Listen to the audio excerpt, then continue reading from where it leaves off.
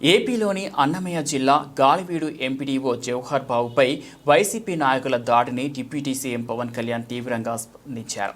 Galiveedu MPP Padmavathamma కుమారుడు Sudarshan Reddy MPP గది తాళాలు ఇవ్వాలని ఎంపీడీఓను శుక్రవారం కోరారు. ఎంపీపీ లేకుండా గది తాళాలు ఇచ్చే ప్రసక్తే లేదని కరాఖండిగా చెప్పడంతో ఒక్కసారిగా ఎంపీడీఓపై అనుచరులతో కలిసి దాడి చేసి గాయపరిచారు.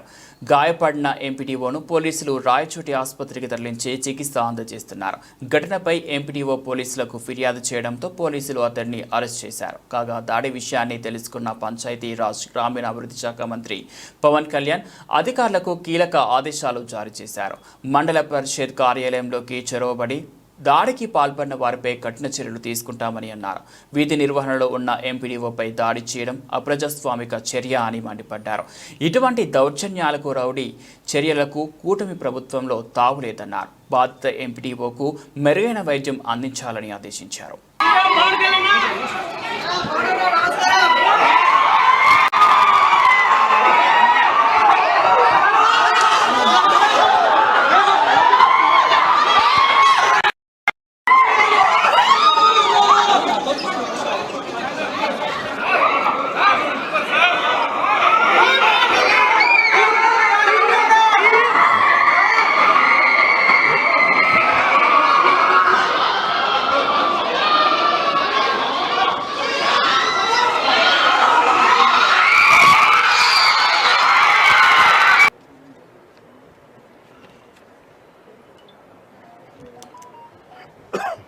నేను మీకు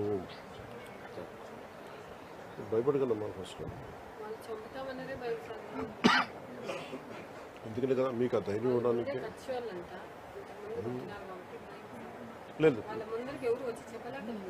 మేము మాట్లాడుతాం, మేము చూసుకుంటాం ధైర్యం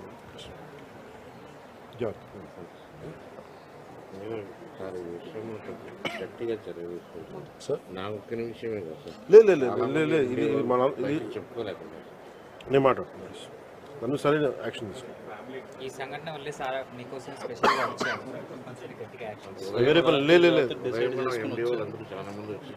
మామూలుగా ప్రెస్ స్టేట్మెంట్కో దేనికో రావాలా మీకు నేను మీకు అండగా ఉండటానికి వచ్చాను.